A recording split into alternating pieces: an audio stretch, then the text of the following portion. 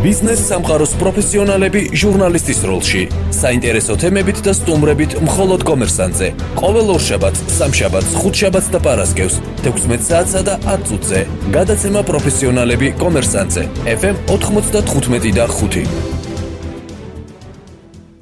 პროფესიონალები კომერსანტზე. ვანო მთვრალაშვილთან ერთად. მოგესალმებით, ეს გახლავთ გადაცემა პროფესიონალები, მე გახლავართ დღევანდელი გადაცემის წამყვანი ვანო მთვრალაშვილი, რაც შეეხება დღევანდელი ჩვენი თემა, ეს გახლავთ მძღოლთა უფლებები და მათი დაცვა საქართველოში. ჩვენი დღევანდელი გადაცემის სტუმარი გახლავთ ტრანსპორტის ასოციაციის ხელმძღვანელი ბატონო დავით მესხიშვილი. მოგესალმებით ბატონო დავით.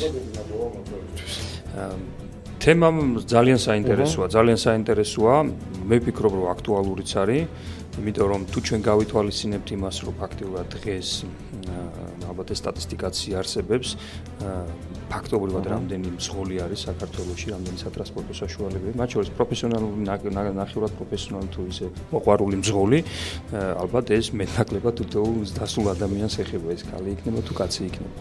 და რა თქმა უნდა, აქვე ჩდება კითხვა, რამდენად აი ამ შემთხვევაში მძღოლის უფლებები არის, თქვათ, პირველი თქვათ, კონსტიტუციურად რამდენად არსებობს შესაბამისი კანონმდებლობა ამასთან დაკავშირებით, რამდენად თვითონ ეს უფლებები დაცული არის, თუ არის ორგანიზაციები, რომელიც აი მძღოლის კანონიერ უფლებებს იცავენ და ასე შემდეგ. ანუ კითხვა ძალიან ბევრი არის და იმედია, რომ ამ კითხვებზე ჩვენ თქვენგან პროფესიონალურ პასუხს მივიღებთ. მოდი პირველი დავიწყოთ იქიდან. ამ სფეროში, აი ეს თვითონ ეს სფერო, ხო? თვითონ ეს სფერო, მნიშვნელოვანი სფერო, სეგმენტი, თვითონ როგორ შეაფასებთ თქვენ? რა ვითარება არის, რა მდგომარეობა არის ესეთი ტერმინი სხვათა შორის თვითდასაქმებულები და აი ამ შემთხვევაში მოიაზრება ასევე სეგმენტი, რომელიც ჩვენი თანამოქალაქეების, რომლებიც აი ამ სეგმენტში მოიაზრებენ თვითდასაქმებულებში, ანუ ხალხი, ვინც თქვათ ეგრეთ წოდებული ტაქსაობით ირჩევს ოჯახს, აი რამდენად თქვათ აი ეს მიმართულება, რამდენად თქვენ ამას აღიარებთ თვითდასაქმებულად ამ მიმართულებას თქვათ, ან თუნდაც მათი უფლებები, ანუ სპექტრი თვითონ ძალიან დიდია სფერო რა. და თუ შეიძლება თქვათ მივყვეთ და დროით პრობლემიდან გამომდინარე ყველაფერზე ვისაუბროთ. მოკლედ, ტრანსპორტის და გზების ასოციაცია მას შემდეგ დაინტერესდა მძღოლების ასე თქვათ უფლებების დაცვით, ზოგადად ჩვენი ასოციაციის ასე თქვათ დებულებაში არის მითითებული, რომ მძღოლთა უფლებების დაცვა არის ჩვენი პრიორიტეტი, მაგრამ ასე რომ ვთქვათ, უფრო ეს აქტიურ ქმედებაზე გადავედით მას შემდეგ, რაც მთელი საქართველოს მასშტაბით ბოლო პერიოდში თუ გახსოვთ, რამოდენიმე ალბათ უფრო ერთი თვის წინ გაფიცულები იყვნენ სხვადასხვა მიმართულების მძღოლები და ეს ბოლო პერიოდში ძალიან ასე ვთქვათ, ამან ძალიან აქტიური და სისტემატიური ხასიათი მიიღო.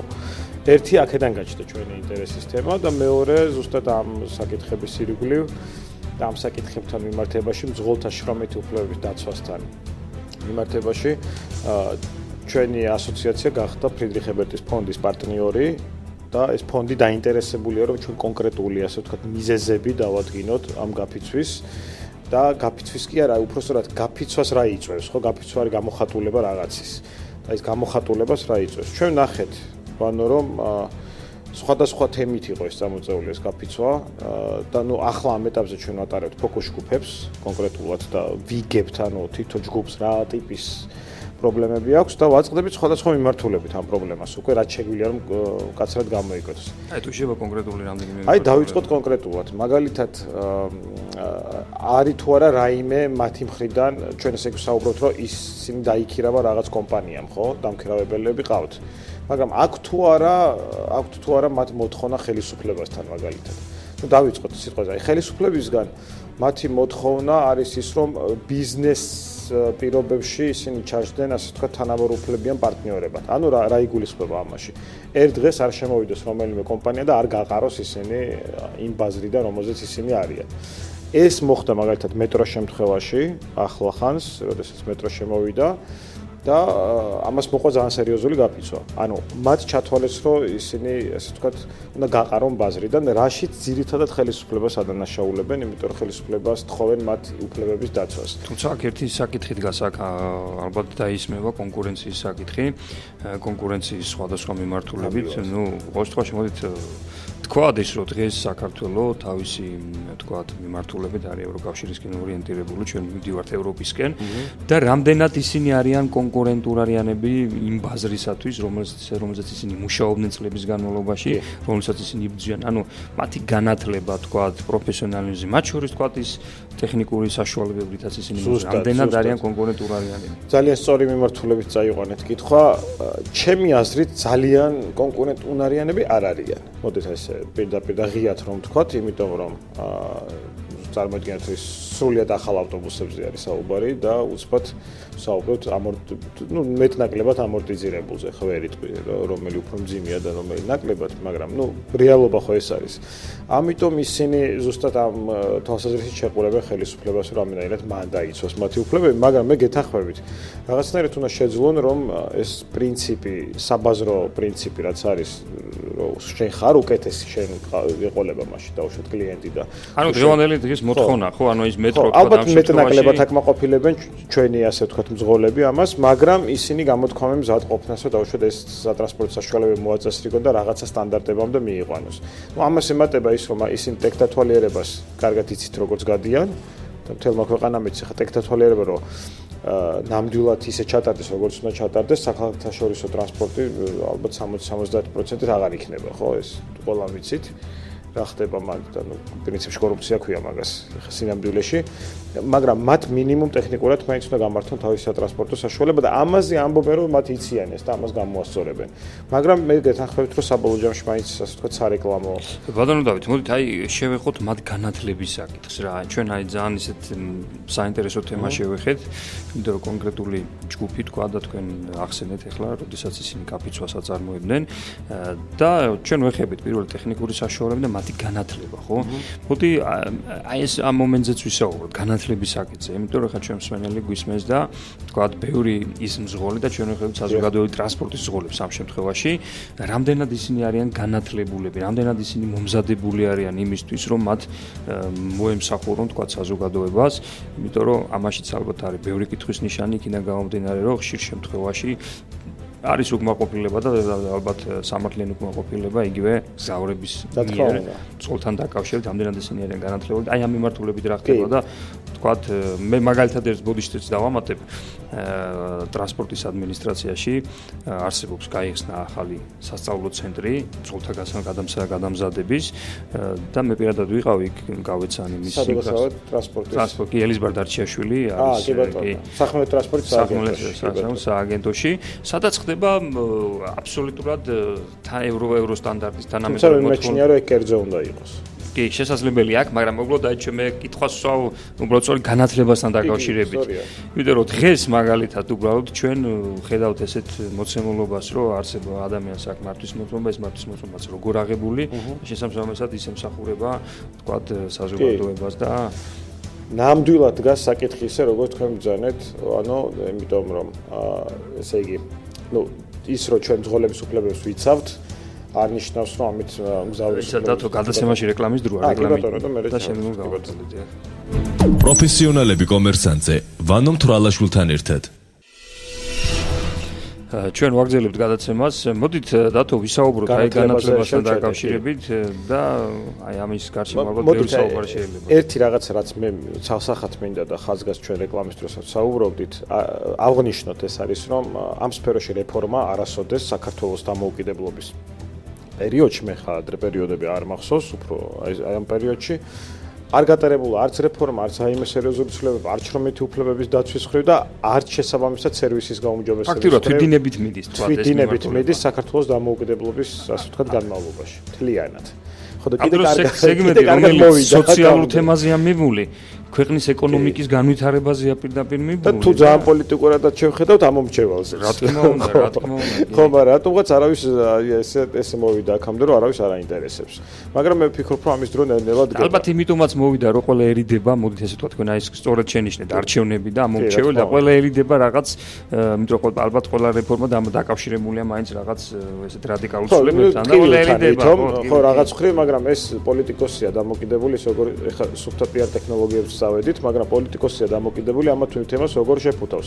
მაგალითად, შენ თუ მძღოლს ეუბნები, რომ ტექნიკური დათვალიერება შემომაქვს და 100 მძღოლიდან 60 აღარ გეყოლებათ ავტომობილი. ბუნებრივად არ არის სწორი ნათქვამი, მაგრამ შენ თუ მძღოლს ეთქვი, რომ შენი შვილები, შენ თვითონ ყველა ავადდებით და სტატისტიკური მონაცემები ისეთია, რომ ჰაერის დაბინძურების გამო ამდენი ადამიანის გარდაცვალებას ვიღებთ და ეს რაღაცა მოდი ერთად შევცვალოთ, რამე შენც მომეხმარე და ერთად გავაკეთოთ.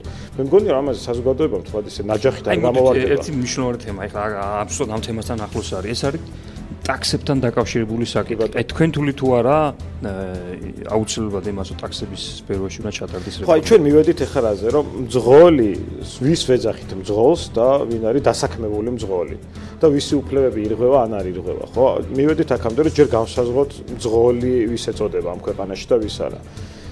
ну სამწუხარო რეალობაა რომ ევროპის ქვეყნებში დაუშვათ მძღოლი ეს არის განათლებული ასე ვთქვათ, მოდი ასე ვთქვათ, შესაბამის ცოდნა მიღებული პიროვნება, პროფესიონალი დარგის, რომელმაც იცის დაუშვათ ქუჩებიც, იცის ავტომობილის მოვლაც, იცის შესაბამისი სპეციალური ასე ვთქვათ მოქცევის რაღაცა, მოდი ეთიკა დავარქვათ ამას, გზავთან მოქცევის რაღაც ეთიკის ელემენტარული წესები და ასე შემდგომ. ჩვენ გვაქვს ეს ყველაფერი თვითდინებაზე მიშებული. მათ შორის ტაქსების რეგულაცია უნდა იყოს თუ არა, დაუშვათ. და ეს თვით დასაქმებული მძღოლები უნდა გადაიქცნენ თუ არა ნამდვილ მძღოლებად, საბოლოო ჯამში დღეს არიან თვით დასაქმებულები, მათ აბსოლუტურ უმრავლესობას ეს არ მოსწონს და შესაბამისად ეს აისახება სერვისის ხარისხზე, ხო? იმიტომ რომ თქვენ ჯდებით უკმაყოფილო პიროვნებასთან, რომელიც სრულიად სამართლიანად არის გამწარებული, ოღონდ სრულიად სუბიექტურ მიზეზებზე, რომელიც მზავრის ბრალი არ არის. ხო? ამიტომ თბილისის მერიამ დაიწყო ამაზე ფიქრი, რომ დაუშვათ გარკვეული რეგულაციები შემოვიდეს. ჩვენ ვართ ღია დისკუსიაში თბილისის მერიასთან, ჩვენი ასოციაცია არის ამ სამუშაო ჯგუფის წევრი და ჩვენ რაღაც საკითხებზე შევთანხმდით. რაღაც საკითხებზე ვერ შევთანხმდით. ხო, თქვათ ეს საკითხები, გარემ დაუშვათ, რაზე შევთანხმდით, რაზე არა, მაგრამ აუცილებლად საჭიროა, იმიტომ რომ ფაქტიურად ეს თემა არის ძალიან მნიშვნელოვანი თემა, ხო? კი, აი შეიძლება სტატისტიკურადაც აღრიცხულია, თქვა თბილისში რამდენი დაახლოებით 40,000 ტაქსია საუბარი, ზუსტი ციფრიც არ ვიცით და პირველი ამიტომაც უნდა გაკეთდეს რეგისტრაცია, რომ გავიგოთ დაუშვათ მძღოლი რამდენი არის და ამდენი ტაქსი არის. პირველი, რაზეც მე დაუშვათ ვიყავი წინამდე ის ხოლმე ტაქსების რაოდენობა პირველ ეტაპზე არ ყოფილიყო ლიმიტირებული, იმიტომ რომ თუ ვიტყოდით რომ 10,000 ტაქსი უნდა იყოს თბილისში, მაშინ 30,000 კაცი პრაქტიკულად, უნდა შევთანხმდეთ სოციალური თემაა და გარკვეულწილად კივნეული. და მეორე, რაზეც მე არ ვარ თანახმა ამ ეტაპზე, დასაწყის ეტაპზე, ეს არის რომ საგადასახადო რეგულაციები თავიდანვე დაწესდეს, იმიტომ რომ ეს გააძვირებს მგზავრობას. მგზავრობის გაძვირება გამოიწვევს იმას, რომ კლიენტი ეცდება სხვა ალტერნატიული საშუალება იყოს, რომელიც არ არის ქვეყანაში, იმიტომ რომ ავტობუსი არ არის, მეტროში არ არის საკმარისი ადგილი და არსად, ხო? ამიტომ ეს ჯაჭვი არის რაღაცნაირად, უნდა იყოს გარკვეული რეგულაციები. განსაკუთრებით უნდა იყოს, ხა არ მინდა რომ ისე რაღაც დამცინავად ან ცინიკურად კი არ ვამბობ ამას და რაღაც, მაგრამ პირველ რიგში ყველას გვაწუხებს ტაქსებში საინტერესო ჰიგიენური მდგომარეობა, როგორიც დგას ხო, ძირითად შემთხვევაში. ხო, ეს ხო შეიძლება რომ მოაწესრიგოს მძღოლმა, რა თქმა უნდა შეიძლება. და მოთხოვნებში იქ არის ასევე რომ ასამართლები უნდა იყოს თუ არ უნდა იყოს, მე ვთვლი რომ რაღაცა ალბათ ამაშიც გარკვეული ის უნდა იყოს დაყოფა ხო ეხლა ნუ გაუპატიურებაზე თუ არის ან გატაცებაზე ძალიან მძიმე კატეგორიის დანაშაულზე თქვა გზავრის მინდობა არის ალბათ მანქანის ტექნიკური უსაფრთხოების საკითხები ტექნიკური უსაფრთხოების საკითხი თუმცა მოთხოვნებთან დაკავშირებული საკითხი თუმცა ტექნიკური უსაფრთხოებაზე ანუ ჩემი პოზიცია არის ასეთი ტექნიკურად ესე იგი გამართული უნდა იაროს ტაქსმა და ტექნიკურად გაუმართავმა ყველა სხვა დანარჩენმა ავტომობილმა ჩემთვის ანუ ასეთი მიდგომაც არ არის სწორი რა მნიშვნელობა აქვს რომელი იქნება საშიში ტაქსი თუ ჩემი ავტომობილი გზაზე ხო შედეგს ხო მაინც იმას მოიტანს რის გამოც ჩვენ გვინდა რომ ტაქსები იყოს ტექნიკურად გამართული თუმცა მესმის რომ ეს იმაში ფულს იხდით და სერვისი უნდა იყოს და უკეთესი უნდა იყოს ხო ამიტომ იქ არის რაღაც საკითხები რაზეც თანხმდებით არის რაღაც საკითხები რაც ღია არის ის რომ რაღაცა არის ახლა ამ მიმართულებით გასაკეთებელი ამაზე არ გამართოთ ხო და ნუ საბოლოოდ ჩვენ უნდა მივიღოთ რა ახლა ჩვენი თემა არის პროფესიონალი მძღოლის თემა უნდა მივიღოთ პროფესიონალი მძღოლის აჭესთან და მძღოლი რომელმაც იცის ქუჩებიც რატომაც არა და ეს როგორ უნდა მივიღოთ ჩვენ ქუჩები რომ იცის ხო ქუჩები რომ იცის მათ შორის პროფესიონალი მძღოლი რო არის პირველ ეტაპზე ამას ბუნებრივია ვერავინ ვერ მოითხოვს პირსაწყის ეტაპებზე ალბათ უნდა დავიწყოთ ყველაფერი მარტივიდან დაწყებული სანიტარულ ჰიგიენური მდგომარეობიდან დაუშვათ ბრძოლის ნარკოლოგიური ცნობით, მაგრამ კიდევ ერთხელ მარტო ტაქსის ბრძოლი არ არის მნიშვნელოვანი, რაც სხვა რაზეც საუბრობთ, მან ჩვენ მივდივართ გარკვეულ რაღაც რეგულაციებზე, ხო? ანუ რაღაცა გარკვეული შეზღუდვები, მოთხოვნები, მაგრამ ამ მოთხოვნებში ჩვენ გვინდა რომ ვიყოთ ასევე ლიბერალები, თქვა და არ იყოს ეს მოთხოვნები ძალიან ისეთი, რომ თქვა ამ შემთხვევაში რაღაცა ბესპრობლემარული გახდეს ბრძოლისთვის, თუმცა მოცემად დავცვათ, აი მე მეორე პოზიციას განვავითარებ. თქვა ყველა ვიცით ევროპაში, მათ შორის დასავლეთ ევროპაში ტაქსები როგორ ვითარდებიან, თქვა როგორი მიმართულებაა იქ აბსოლუტურად სხვა დონეები, სხვა პერიოდები გაიარეს, სხვა მოცემულობა, სხვა სოციალური თარება და ამიტომ მოდი მივშევდარდებით იმაზე. თუმცა ჩვენ მაინც მივდივართ ვეცრაფით იქითკენ, ხო? მივდივართ. აი ხა თქვენ ახსენეთ ამ შემთხვევაში მაინც მიდის ეს ყველაფერი სანებართო თემასთან და რა თქმა უნდა ახლა უბრალოდ მომხმარებელს გაუჩნდება რამდენიმე კითხვა, რომელიც ყოველთვის ექნება მნიშვნელობა არ აქვს, იმიტომ რომ ის იხდის ფულს, ანაზღაურებას, თანხას იხდის და უნდა მიიღოს პროდუქტი, ხო? ეს არის ტექნიკური უსაფრთხოების საკითხები, სანიტარული საკითხები, თქვით, მათ შორის თქვა ზღოლის ქცევის წესები, ხო? თავისთავად და ნუ ბევრი თამდევი ესე თქვა მომენტი, რომელიც ამას ეხება. თქვენ როგორ ფიქრობთ? ამ საკითხებთან დაკავშირებით, თქვა, სახელმწიფო არ უნდა იყოს უფრო რადიკალური და მომთხოვნი? თუ აქაც უნდა იყოს რაღაც გარკვეული, ანუ ჩვენ უბრალოდ უნდა რაღაცა გავაკეთოთ და რაღაცისკენ წავიდეთ, მაგრამ რეალურად ჩვენ არ ვეცადოთ, რომ კარდინალურად შევცვალოთ მოცემულობა. მე მესმის კითხვაში და სხვათა შორის ძალიან კარგად მივდივართ, იმიტომ და უფრო საინტერესო კიდევ ამ თემაში ის რომ ჩვენ დავიწყეთ ფოკუს ჯგუფები, როგორც გითხარით და კვლევა ამ ფოკუს ჯგუფებში ინდივიდუალურად ინტერვიუების დონეზე პიროვნებებთან, ანუ რას ფიქრობენ თვითონ ტაქსის ბრძოლებში. მათ თუ მოსწონთ თვითონ ის რაც არის დღეს, ხო? და მივიღეთ შედეგად ესეთი, რომ ყველა ამ ტაქსის მიმართულებას, ხო, აქვს თავისი პოზიცია. ანუ რა? არის ტაქსი კომპანიები, რომლებიც არის ბრენდირებული და თანამედროვე ასე ვთქვათ სტანდარტების შესაბამისი და არ ვიტყვი რომ ახლა რეკლამაში არ ჩაგვეთვალოს, თუმცა საზოგადოება მიცის ახლა სარგებლობს ამ ცნობილი ბრენდებით.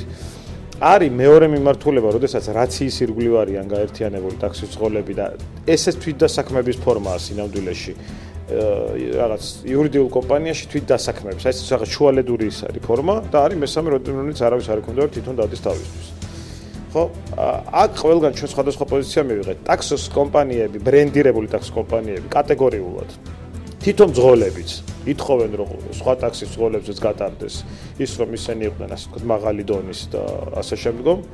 რაციის ირგვლივ გაერთიანებულებს აქვს შუალედური პოზიცია, რომ გააჩნია ახლა რა მოთხოვნა იქნება, აი ესეთი. ხო, აი ყველაზე ისეთი გრძნობიარე კატეგორია არის, აი თვითონ რო აქვს თავისთვის ეგრეთ წოდებული პეტუშები. მათ უნდა ყველაფერი დაჩეს ისე როგორც არის. ხო, მაგრამ მათშიც გამოვძებნეთ ჩვენ ადამიანები, რომლებიც ფიქრობენ, რომ ესე არ უნდა იყოს თვალ. მე არ ვთვლი, რომ სწორი მიდგომის შემთხვევაში ეს იქნება მტკივნეული რეფორმა. მე არ ვთვლი ასე და საბოლოო ჯამში ჩვენ უნდა მივიღოთ მაინც რასაც ვანობძანებდი ევროპის დონეზე, რომ მივიღოთ პროფესიონალი მძღოლი, რომლის უფლებები იქნება უკვე შემდგომ დაცული და ეს არის ის თემა, რის გამოც ჩვენ თანამშრომლობთ ახლა ფრიდრიხ ებერტის ფონდთან, რომ ზუსტად დავადგინოთ აი ფონდთან პარტნიორობის ის რა არის მიზანი, რომ ჩვენ ზუსტად დავადგინოთ ის მიზეზები რა აწუხებთ, ან როგორ შეიძლება ეს თემა შევცვალოთ. ჩვენ ანუ პრაქტიკულად არაპროფესიონალი მძღოლებიდან გარკვეულ ნაწილს საზოგადოების უნდა დავარქვათ პროფესიონალი. თქვენ აბსოლუტურად სწორი ხედავთ, რომ შიგნიდან ჯობია აღნიშნული თემის, რა თქმა უნდა, იმიტომ რომ ახლა გარედან რაც არ უნდა ლამაზი, ესე ვთქვათ, თეორიები და კანონმდებლობა შეუქმნა, მაინც პროცესი შიგნიდან მოდის და ალბათ შიგნიდან არის ყველაფერი. ეს ღია თვითონ პროცესი ამ სამუშაოს, რომ ეს ადამიანი აბსოლუტურად გულგახსნილად ამბობ. იცით როგორ კითხვებიც არის, რომ დაუშვათ ეწევით თუ არა სიგარეტს დაუშვათ გზავთან ერთად. ანუ ამ დონეზე ჩავედით ჩვენ აღარაფერს აღარ ვამბობ დასუფთავებაზე. გზავთან კონფლიქტი ხდება თუ არ ხდება და ესეთ თემებზე, ხო? ჩვენ დეტალებში ჩავედით. მათაც აქვთ დაუცველობის შეგრძნება თვითონ, იმიტომ რომ როცა იცი რომ რაღაც არ ეკუთვნი არც ერთ კომპანიას, დაუშვათ არ ყავს იურისტი, არ რეგისტრირდება, ვინ შეჯდება, ვინ გადადის, საიდან სად მიდიხარ, ხო? ბუნებრივია ესეთი გაურკვევლობები რაღაც კრიმინალის საფრთხესაც ზრდის ხოლმე როგორც ეს და უბიძგებს კრიმინალს. აი თქვენ როგორ ფიქრობთ, აი ეს ჯგუფი რომელიც არის დამოუკიდებლად და თვითონ თავისთვის თვითდასაქმებულებია. არ თავს კომფორტულად სრული.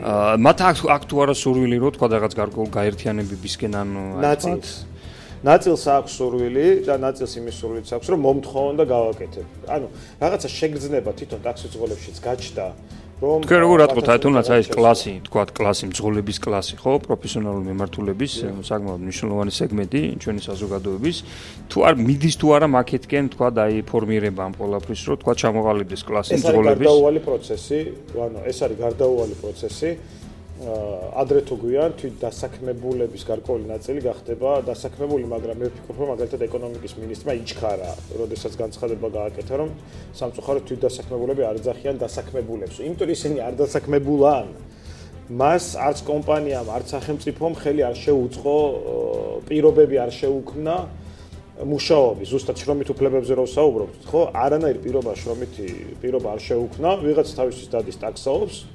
ალბათ ამ შემთხვევაში სახელმწიფო აი სწორედ იმით უმოქმედებით არაფერს არ აკეთებს, სწორედ აი აქ ამით გამოხატავს თავის შენ თავს რატო არ ეძახი დასაქმებულს, შენ რა გაუკეთე რომ ამან დაირქვას თავის თავზე დასაქმებული, ხო ასეც ხო დგას ეს საკითხი, ანუ ალბათ დასაქმებული იმ შემთხვევაში ჩათulis ის თუ სახელმწიფო რაღაცა თუნდაც მინიმალურ რეგულაციების პირობებში ჩასვავს ამა თუ იმ მძღოლს, რა თქმა უნდა ამ შემთხვევაში თვითონ ის უკვე თავს ჩათulis დასაქმებულად და ნუ უფრო მეტიც თქვა ის რაღაც, იმიტომ რომ რაღაცა გარკვეული სახის ფორმალება ამ ყველაფრის. ნახეთ კიდე როგორი პრობლემის წინაშე ვართ ტაქსის გარდა რო გავიდეთ. დაუშვათ მიკროავტობუსების შემთხვევაში მძღოლების პირობებში. გვაქვს ესეთი მდგომარეობა, რომ უცბად ერთ დღეს შეიძლება კომპანიის ხელმძღვანელმა გაიღვიძოს და უთხრას, რომ შენ დღეს რომ მოგაქვს ჩემთან 20 ლარი, მოიტან 30 ლარს.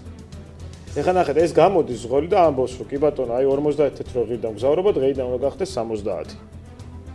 მერე ამას მოყვება უკვე პოლიტიკური ნევათა ღელვა, რომ მგზავრობა გაძვირდა, ხო?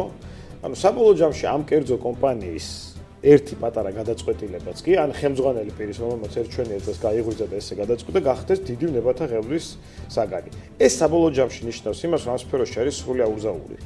იმიტომ რომ ან მაშინ უნდა იყოს თლიანად კერძო კომპანიის, ასე ვთქვათ, ფუნქცია, მაგალითად თბილისის ყვითელი მიკროავტობუსები, ხო? და არ ერეოდეს ამაში არანაირად მერია, ან მაშინ სხვანაირი ფორმატზე უნდა შევთანხმდეთ მუშაობს, იმიტომ რომ ამ მძღოლის თუ მძღოლის შრომით უფლებების დაცვაზე ვსაუბრობთ, ხო ჩვენ ვიღებთ საბოლოო ჯამში საჭესთან ანერვიულებულ მძღოლს, რომელიც კიდევ არის სხვა სერიოზული კატასტროფების მიზეზი, მაგრამ თავარი აქ ის არის, რომ ამ მძღოლმა არ იცის საწავიდეს. როდესაც ერთჩვენი ერთ დღეს დილით უთხრას, რომ შენ გახადეს 70 თეთრი, არ იცის საწავიდეს, ანუ იჩივლოს გამოაგდებენ სამსახურიდან. ხო, მოდი ახლა ისე შევხედოთ. შინაურულად შევხედოთ ამ საკითხს, რაც ყოველთვის ნათელია. იჩივლებს გამოაგდებენ. ხმას არ ამოიღებს, უკვე პრობლემები აქვს მგზავრებთან მიმართებაში. და თქვენ რაში ხედავთ, თქვა მათი უფლებების დაცვას, ანუ საკანონმდებლო დონეზე, თუნდაც ახლა მძღოლთა უფლებები თქვა ცალკე, ხო, ნუ ჩვენ საუბრობთ და ნუ ალბათ ამას ყველა დაგვეთანხმება, ეს არის საკმაოდ მნიშვნელოვანი სეგმენტის, თქვა სოციალური ჩვენი საზოგადოების, მათ შორის მოდი თქვა ისიც, რომ ბევრი მძღოლი, რომელიც დღეს იძულებით დასაქმებული არის, თქვა ეს შეიძლება პროფესორი იყოს, შეიძლება ინჟინერი იყოს, თქვა სპეციალისტი იყოს სხვადასხვა მიმართულებით, მაგრამ იქიდან გამომდინარე, რომ ქვეყანაში სოციალურ-ეკონომიკური ვითარება სამწუხაროდ არ არის ნორმალური, არის ტოტალური უმუშევრობა, ის იძულებულია წავიდეს და თქვა ამით ირჩინოს თავი. ხო, ანუ ეს არის საკმაოდ ფართო სხვადასხვა სოციალური სფეროს მიმართულების თუ სხვადასხვა სეგმენტის საზოგადოება. ამ შემთხვევაში თქვენ როგორ წარმოგიდგენიათ? მან რომ ჩათვალოს თავი დასაქმებულად პირველი ერთი. მან ჩათვალოს თავი ის რომ ის არის თქვათ სახელმწიფოსთვის სასარგებლო საქმის შემქმნელი ადამიანი. აი ამისთვის რა უნდა გააკეთოს სახელმწიფომ? ან სახელმწიფომ როგორ დაიცვას თქვათ რა რეგულაციებით მოახდინოს მძღოლთა აღნიშნული კატეგორიის? ძალიან რთული კითხვაა სინამდვილეში, იმიტომ რომ ამ სიღრმეებში რო წავიდეთ, მაშინ უნდა მივიდეთ იმ დასკვნამდეც, რომ რამდენადაც ხალხი რაიონებში მივამაგროთ თავის მიწაზე, ხო, ანუ სინამდვილეში ძალიან რთული, თუმცა სწორი, ასე ვთქვათ, ტაქტიკაა სამომავლოდ. გრძელვადიან პერსპექტივაში ესეც უნდა მოხდეს, რომ ხალხმა დაუშვათ ის, ვინც დღეს ტაქსეზის უმეტესობას თუ არა პირადად არ ვიცნობ, მაგრამ როცა მგზავრობ ხოლმე ვესაუბრები, ან კახეთში აქვს მიწა, ან სადღაც აქვს ტერიტორია, რომელთაც სინამდვილეში შეიძლება სხვა რამითაც ირჩენდეს თავს, რომ რაღაცა ალბათ ხარდაჭერა ქონდეს და უამროს ხედავთ ჩვენ. ექიმია, ხატვარია თუ ვიღაც ზღოლებად გადაქცეულს, მაგრამ ნუ თუ ვინც ჩათვლის, რომ ის უნდა დარჩეს ზღოლად, მაშინ რაღაცა უნდა მინიმალური კვალიფიკაცია ალბათ აქ მხოლოდ იმ შემთხვევას გულისხმობ, გზავრების გადაყვანას თავისთავად ცხადი არ იფიქროს ვინმე, რომ ყველაზე ვამბობ გზავრის გადაყვანაზე. მოდით აი ბოლო ახლა გადაცემა შეკლამის დრო და ბოლო ნაწილში ჩვენ მესამე ნაწილში მოდით უსაფრთხოების თემებზე ვილაპარაკოთ. აი მაგალითად ჩვენ თვითდასაქმებული კერძო ტაქსის მძღოლების უფლებების დაცვას ვერ ვახერხებთ, იმიტომ რომ მათ მძღოლი არ ქვია სინამდვილეში. აბსოლუტურად მართალია, იმიტომ რომ ესეთი ტერმინი ესმით, ანუ იურიდიულად არ არსებობს, რა თქმა უნდა, შესაბამისად მისი უფლებები არ არის დაცული აქ. უფლება დავიცვა, თუ მძღოლი არ ქვია, ხო? ან ადამიანს ხა ექიმი თუ არ ქვია, ექიმის უფლებას ხო ვერ დაიცავ? იგივე სიტუაცია აქაც, ხო? როცა საუბრობენ ხოლმე ექიმის უფლებებზე და პაციენტზე, შევადაროთ რა, აქაც არის მძღოლი და მგზავრი. ხო და შესაბამისად ვერ იცავ უფლებას, როდესაც მას მძღოლი არ ქვია, მაგრამ ნუ საბოლოო ჯამში მიდის იქითკენ სიტუაცია ალბათ, რომ მძღოლი გახდება ესეთი როგორც პროფესია საბოლოო ჯამში დაფასებული ისე როგორც ეს არის სხვაგანაც. გადაცემაში რეკლამის დროა. პროფესიონალები კომერსანტზე ვანო მთვრალაშვილთან ერთად. ვაგრძელებთ გადაცემას მძღოლთა უფლებების დაცვა. მოდით ახლა საქალაქთაშორისო თქვა აი ამ თემაზე ვისაუბროთ, გადამსგავთა გადაყვანაზე, ესეც მნიშვნელოვანი არის. აი რა ხდება აქ თქვათ, ხო? რა მოცემულობა? ვინაიდან ცოტა გვაქვს, მე ცოტა სწრაფად ვისაუბრებ და მხოლოდ ისეთ მნიშვნელოვან აქცენტებს გავაკეთებ. დაახლოებით 22 სადგურია დღეს დედაქალაქში განთავსებული, კიდე საკითხავია ეს სადგურები უნდა იყოს თუ არა დედაქალაქში. მე ვფიქრობ, რომ როდესაც ეს სადგურები აშენდა, მაშინ მოექცა მაშინ ითვლებოდა რომ ის იყო გარეუბნებში და ახლა უკვე ქალაქის განვითარებამ გამოიწვია ეს სადგურები არის ცენტრში პრაქტიკულად ყველა. ამიტომ უნდა მოხდეს ამ სადგურების გადატანა უკვე პერიფერიებში ეს ერთი და მეორე. არც ერთ სადგურზე მძღოლის უფლებები არ არის დაცული დღეს საქართველოში. რას ნიშნავს ეს? მძღოლს უნდა კონდეს მოსასვენებელი ოთახი, უნდა კონდეს შესაბამისი სტანდარტების, ასე ვთქვათ, გარკვეული ფართი, სადაც ის მშვიდად დაისვენებს და რეისში გავა სრულიად დასვენებული. მის ჯანმრთელობას ყოველ დღე უნდა ამოწმებდეს ექიმი და ნუ აღარ საუბრობ იქ ნაბახუსებია თუ ნასვამია თუ ასე შემდგომ მიმდინარეობაზე და პლუს სატრანსპორტო საშუალება უნდა გადიოდეს ტექნიკურად გამართული. ანუ სადგური პასუხისმგებელია რომ ტექნიკურად აი რამდენად ჩვენ თანხდება ეს ყველაფერი. ჩვენთან ტექნათვალიერება საზოგადოებრივ ტრანსპორტზე არის სრულიად კორუფციაში ჩვეულები, როგორც შევარდნაძის დროს იყო, შევარდნაძის მმართველობის დროს იყო, ზუსტად ისე, იმიტომ რომ ხა ეს ნათელია ისედაც რომ გავიდეთ და დავინახოთ მივხვდებით ხო არ უნდა ამას თქვა და ასევე მძღოლების ხრივაც. ამიტომ მე ვთვლი რომ როდესაც მძღოლს უშვებ ისეთ მდგომარეობაში და უშუალოდ ან არის გულსიახთა სისტემის პრობლემა აქვს და ექიმი არ ამოწმებს და მე იმას გზაში რაღაც მოსდის და თან მგზავრები მიყავს. მე მიმართ ძალიან დიდ დანაშაულად, არა მარტო მგზავრების მიმართ, არამედ იმ მძღოლის მიმართაც, რომელსაც ჩვენ ესე წირავ და უშვებ. ანუ როცა ვსაუბრობ მძღოლთა შრომით უფლებები დაცულია თუ არა, ამასაც გულისხმობ, რომ შეიძლება მძღოლი საჭესთან ისეს 12 საათს შეუსვენებლი და იყოს ანერვიულებული, იყოს დაღლილი, არ იყოს დასვენებული, მის ჯანმრთელობის მდგომარეობა იყოს შერყეული და შენ მაინც თხოვდე მას მუშაობას.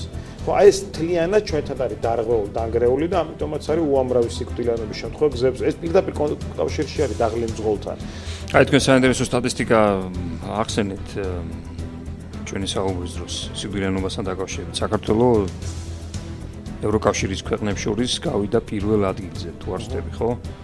საქართველოს სიკვდილიანობით დღეს ევროპაში, მთელი ევროპის მასშტაბით არის პირველ ადგილზე გარდაცვლილების რაოდენობით, ეს არის კატასტროფული მაჩვენებელი, ასეთი რამ არ ყოფილა არასოდეს.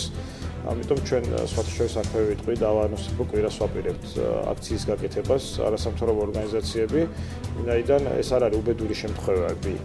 უბედური შემთხვევა ქვია შემთხვევას, ანუ როდესაც სახელმწიფო ყველაფერს აკეთებს და ამის და მიუხედავად შენ მაინც დაგიდგება ავტოსაგზაო შემთხვევების რაღაც მატების რაღაც შემთხვევა, ხო? მაგრამ ეს არის შემთხვევები, როდესაც სახელმწიფო არ აკეთებს არაფერს, არ ადმინისტრირებს, არ ამკაცრებს, სადაც გასამკაცრებელია. მეუს ქვეყანაში არის შავი წერტილები უამრავი, სადაც ავტოსაგზაო შემთხვევა თუ შეიძლება ასეც კი ხდებოდეს ერთ და იგივე ადგილზე და კაცშვილი არ სწავლობს და სულ მძღოლის ბრალი არის ყოველთვის. ანუ ეს მიდგომები აქ ძალიან დამახასიათებელია. მძღოლთა უფლებების დამცველი ორგანიზაციები. ხო, არის პროფესიული კავშირი მძღოლების ლავრენტი ავანია არის ამ პროფკავშირის ხელმძღვანელი. ჩვენ მასთან ამ პროექტის პარალელში თანამშრომლობთ და ზოგადადაც ვაპირებთ რომ ვითანამშრომლოთ. ისინი უფრო ასე ვთქვათ პროტესტის რაც პროფკავშირებისთვის სტანდარტულად მიღებული არის სოფლიოში. უფრო აქციებით და ესეთ ხმაურიანი ასე ვთქვათ მონიციპალიტეტები ცდილობენ თავისუფლებების დაცვას. ჩვენ პირველად საქართველოს ასე ვთქვათ აი ისტორიაში პირველად სიღრმისეულად გადავწყვიტეთ ამ პრობლემების ანალიზის გაკეთება და შემდგომ რეკომენდაციის მიწოდება აუცილებლად როგორც ხელისუფლებისთვის, ასევე კერძო კომპანიებისთვის, ვინც არიან დამქირავებლები და პლუს ფრიდრიხ ებერტის ფონდისთვის, რომელიც პარტნიორის გახდა ტრანსპორტზე გზების ასოციაცია, ჩვენ ვფიქრობ, რომ საბოლოო ჯამში ძალიან კარგი ინფორმაცია შევიმუშავეთ. პლუს ამას დავამატებთ საერთაშორისო გამოცდილებას და იქნება ძალიან ღირსეული, ასე ვთქვათ, გადაწყვეტილებებისთვის, ღირსეული გადაწყვეტილებებისთვის კარგი მასალა მომზადებული. ოქტომბერში გვექნება ამის დიდი კონფერენცია, პრეზენტაცია, აუცილებლად მოგიწევთ.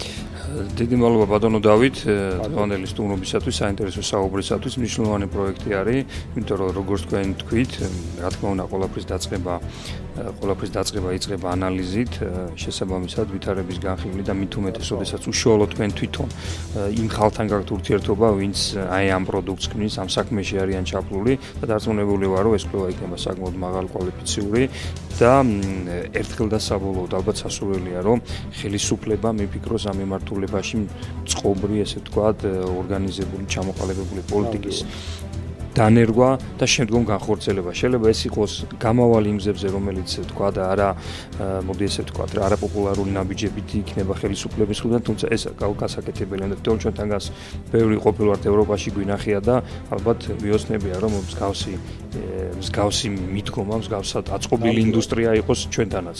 ჩვენ მზად ვართ ბოდიშის ერთი წამით შეგეჭერით ტექნიკური დათვალიერებასთან მიმართებაში, რომელიც აღიქმება, რომ ტკივნეული იქნება საზოგადოებისთვის, მზად ვართ, რომ ნებისმიერ ხელისუფლებას ვინც იქნება იმ პერიოდისთვის დაუდგეთ გვერდით იმაში, რომ საქართველოს დაიწყოს ავტომობილების ტექნიკური დათვალიერება და ის კატასტროფა, რაც ხდება ქვეყანაში, ჰაერის დაბინძურების თუ ავტოსაგზაო შემთხვევების თვალსაზრისით, ოდნავ მაინც გამოსწორდეს და მივეხმაროთ ხელისუფლებაში, რომ ხალხს აუხსნას ეს ნორმალურად და სწორად მიაწოდოს ინფორმაცია, რა დონეზე მნიშვნელოვანია ამ ღონისძიების დატარება. მადლობა.